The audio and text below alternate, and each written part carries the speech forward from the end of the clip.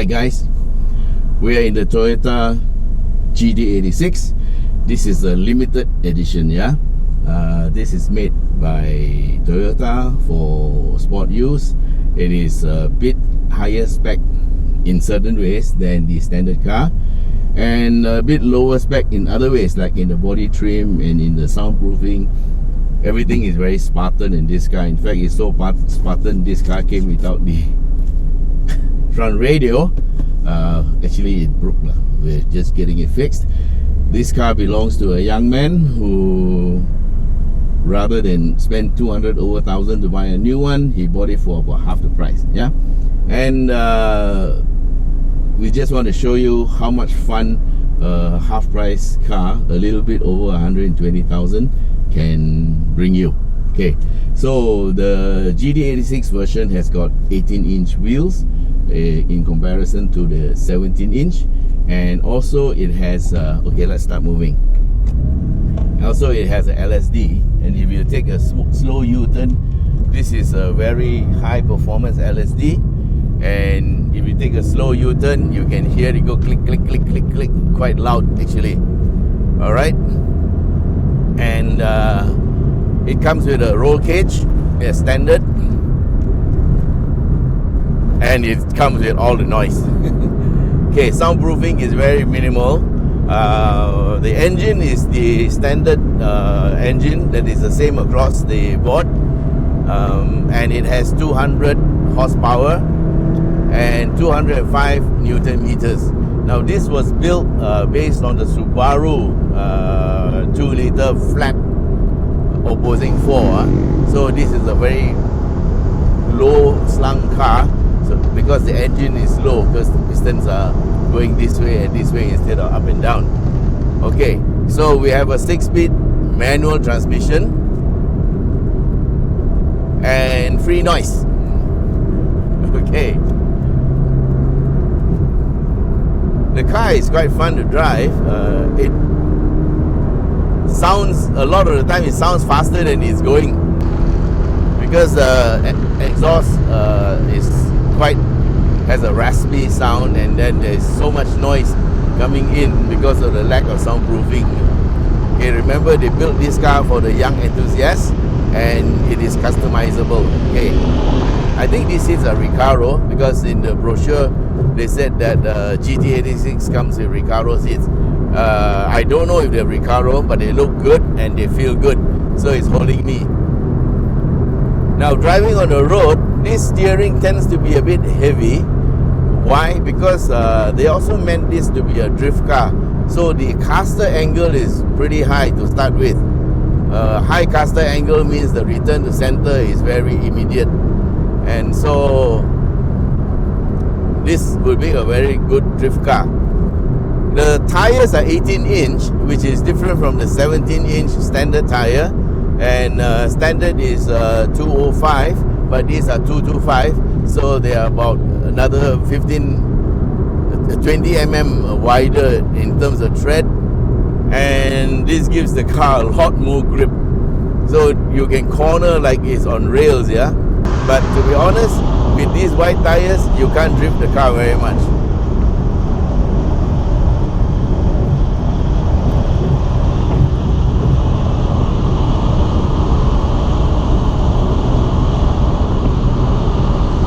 Okay, we are in 6th gear and we are pulling. Okay, this is, I'm going to hold it at 3,000 RPM. Go back to the center lane. Okay, at 3,000 RPM, we are getting a little bit over 100, maybe 102 kilometers per hour. So that means it's about 30 odd kilometers, 34 or 35 kilometers per 1,000 RPM. Very low geared. And this is for fuel economy.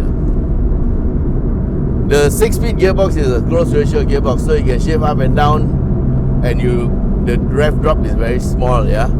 So this car is actually made for people to take part in motorsports, and in Japan this is sold very cheap. It's like a car you buy for your children to go to school, and of course the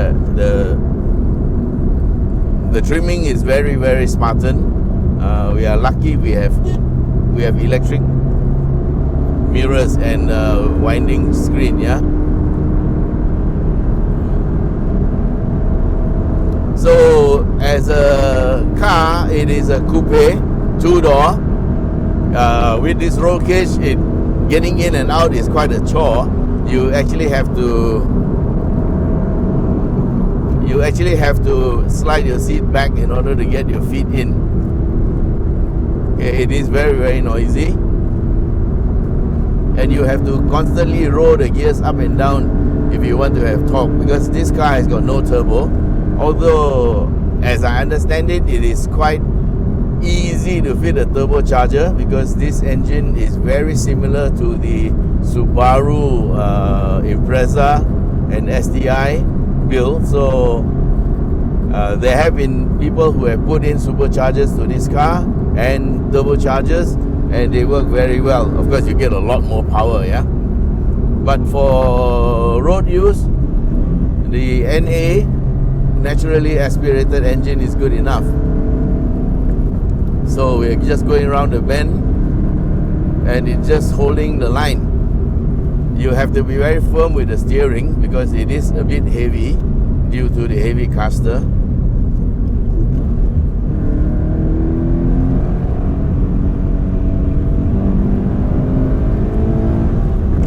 And of course, the LSD allows you to do a lot of things that other things don't allow you to do. Okay, so far this car is clocked about 20,000 kilometers, and about 3,000 or 4,000 of the 20,000 came from here with the owner of the car. And the owner will remain anonymous at the moment. But the thing is, you can buy a car like this for between 120 to 140, depending on the condition and age. Usually they are around 4 or 5 years old, and they are reconditioned units from Japan. And if you buy second hand off another buyer, you might get it anything between 100 to 120. Okay, enough talk.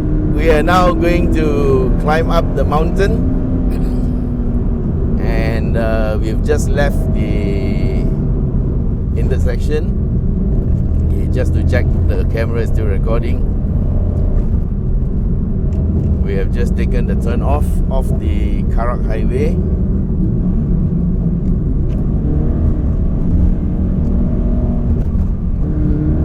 Thank you. Red line is at 7,000, so you can play with this gears a lot. And you see how the close ratio gear works. Every time you shift up a gear, the rev drop is only a few hundred RPM, and yeah, the guy was a bit offline. And when you shift up, it just drops so little when you shift up or down, so it feels like you're on the boil all the time. Okay, we reached the guard post.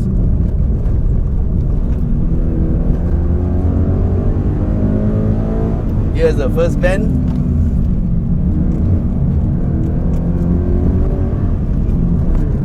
Wow. Ooh. Okay, it's only got 200 horsepower. Not very much, but with a close ratio gearbox and a low final drive, it is fun. And with the LSD that holds the car and wide tires, low profile, it is all a recipe for fun driving. So you can also point and squirt. Oh, traction control light is on. Okay, we will leave traction control on. You can switch it off, but let's just leave it on for fun, yeah?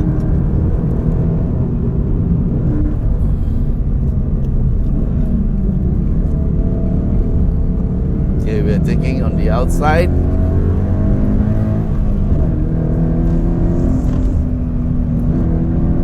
Ooh, look at that. Okay, something's happening in the front, so you should lift off. When you're driving, if you see anything that is out of ordinary, you must lift off and slow down. Okay, second gear through this corner. Pull to 7,000. Then you go to the next gear and see the car scoot. Thank you.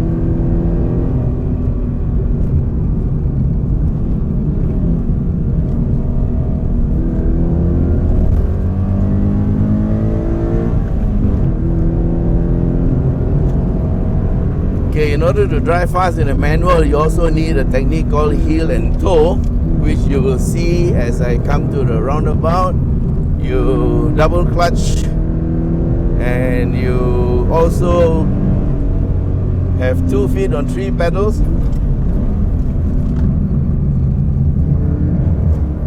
Oh!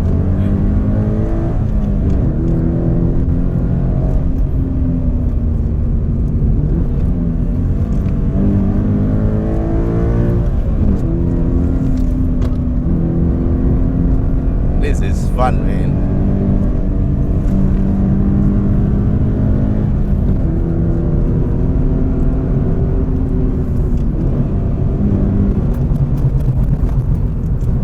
Why do you need heel and toe? Okay, why do you need heel and toe? It's so that when you shift down, your gearbox, your engine speed can meet your gearbox speed, because every time you shift down, your engine has to go at a higher rev. The moment you lift off to shift, the engine will drop in rev, so you have to have a foot on the brake because you're braking to change down, and you also need to have the same foot on the accelerator, so you use part of your heel and your toes to control that. That is called heel and toe.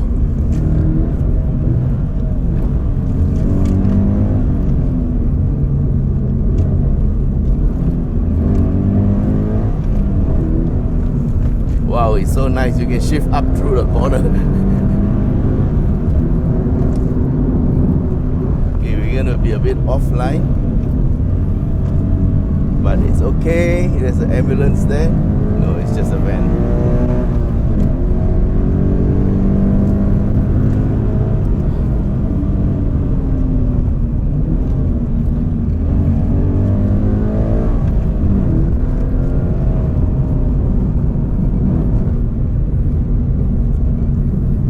Okay, just for your information, this car has got, of course, the suspension is sport suspension. Yeah, it's a bit stiffer than normal, so the ride is a bit harsh. But I'll tell you a secret.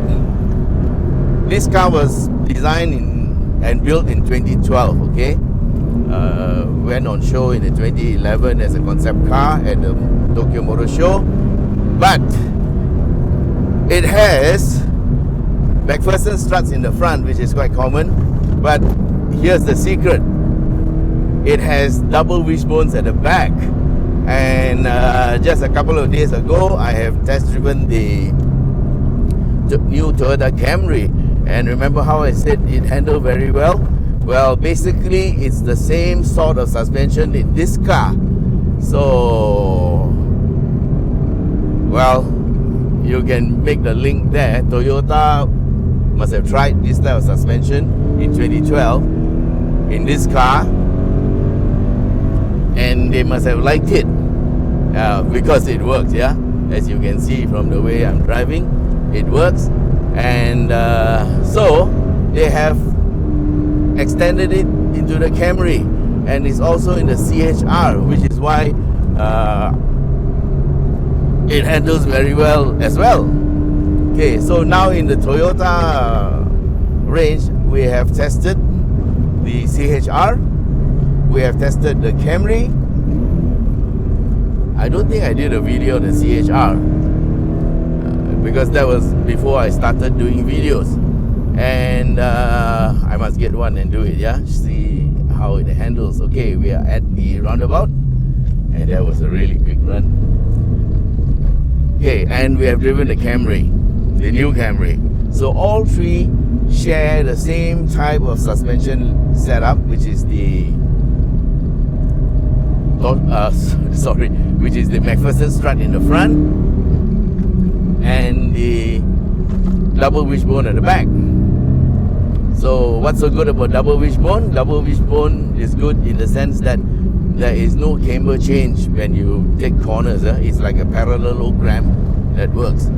So it's a little bit different from a multi-link, because multi-link doesn't take into account parallelogram, although it does try to minimize the camber change. But for this one, being a double wishbone, there is definitely no camber change. Okay, he's not gonna move over, so we are going to take him on the left, and we did. Okay, here's the hump.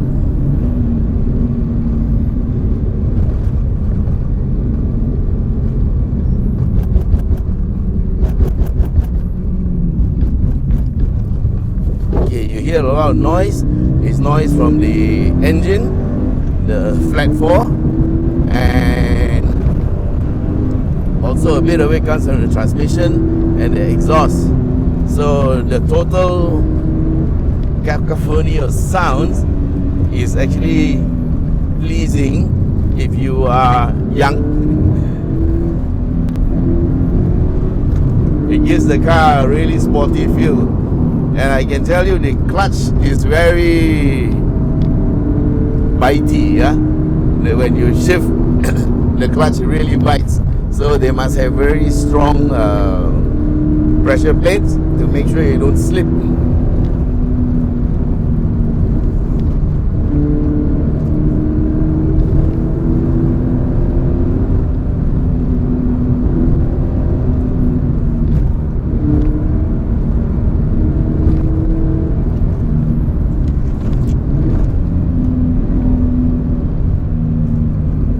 So you can hear the throttle blip.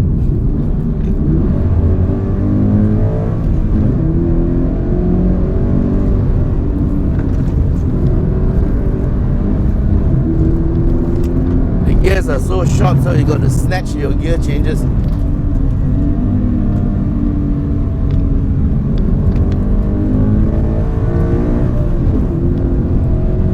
You got to snatch your gear changes as at what do you say? You got to snatch your gear changes at any time that it can change. Otherwise, you might be over revving the car. So we are in 4th gear climbing up this hill, and you can see the car flowing through. Oh, it's really nice. Wow. And it's so lovely that there are no cars here. Look at that. Oh, wow. Feels good, man.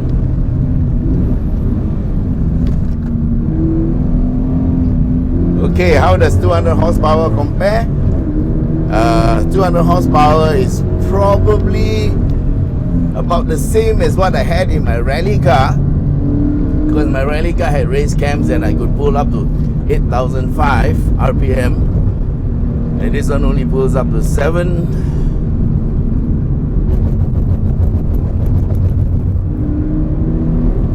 Thank you.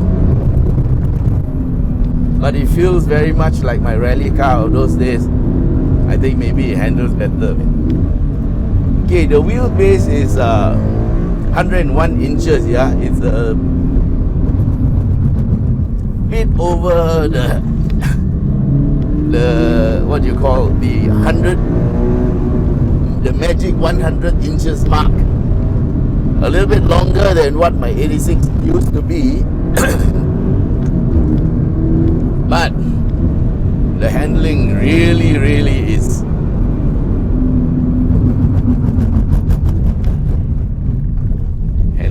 really good. Yeah, there was a hump.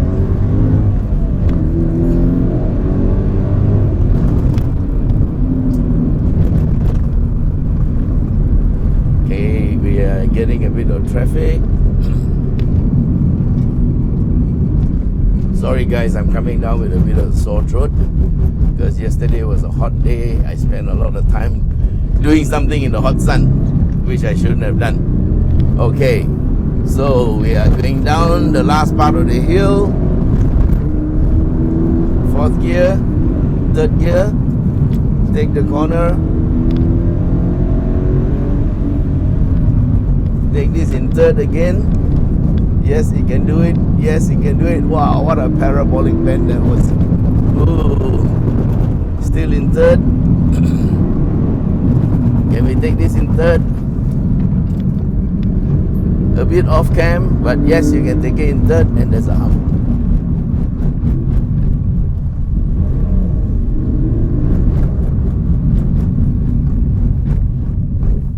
Okay, the handbrake is a manual type.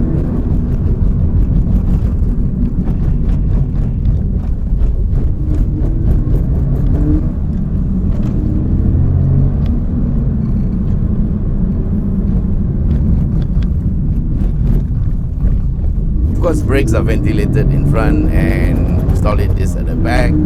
They are adequate for this car. Of course, there are also upgrades from TRD if you want to go racing and do things like that. But for road use, I think this is fine.